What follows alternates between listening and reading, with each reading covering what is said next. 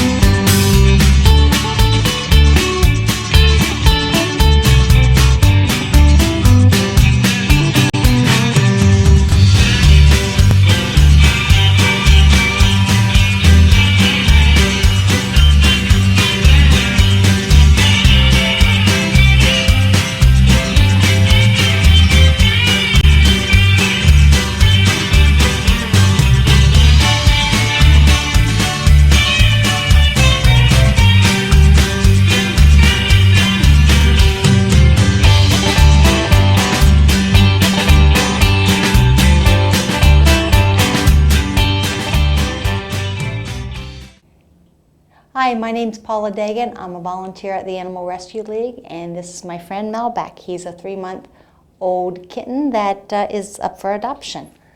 I'm talking about the day of service that we have on a monthly basis, one day on a Saturday. Our next one is September 21st at Deerfield Park, where we have our pet fair. And so if you are interested in doing some day of service or community service, please give Laurie Galetta a call or by email, and she will set you up for any hours that you are required to do. Day of service is done once a month, and it's for those people that want to do community service or those that have a requirement for community service to do.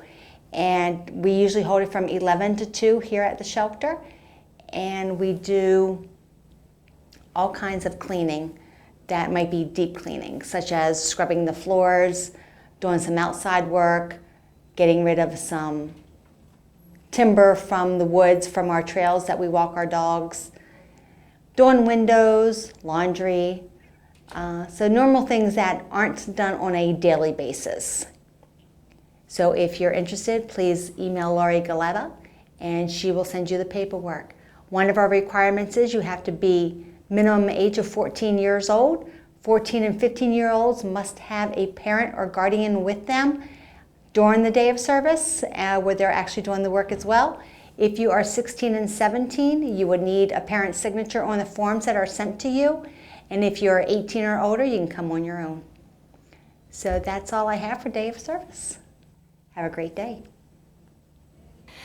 Stay tuned for our next segment. It will be on abandonment. Danielle will be back and talking about that, a very serious issue and problem we have in our shelter and other shelters in New Hampshire.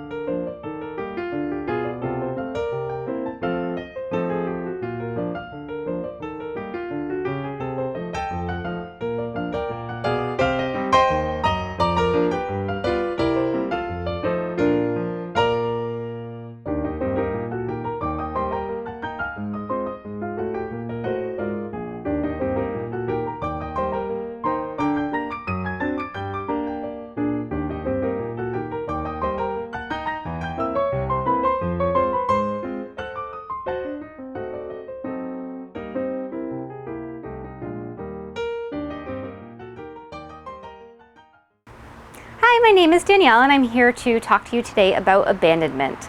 As you can see, please don't abandon your animal, and that's one of the things that we wanted to talk to you about. Abandonment is when someone leaves their animal behind, and whether that's outside our door or in an apartment, and never comes back again. Even if a note is left to say, "Hi, this is Fluffy," that is still considered abandonment. According to state law, animals that are abandoned have to be held for a period of time. We're actually not allowed to proceed with their adoption process right away, and that's one of the most important things, is these animals spend a much longer time in the kennels, and it takes much longer to get them into happy new homes. When people abandon animals here, it can actually be particularly dangerous for both us and the pet. We have had people, unfortunately, dogs tied to trees, signs, up by our road sign, which is actually right near the busy road of Route 101.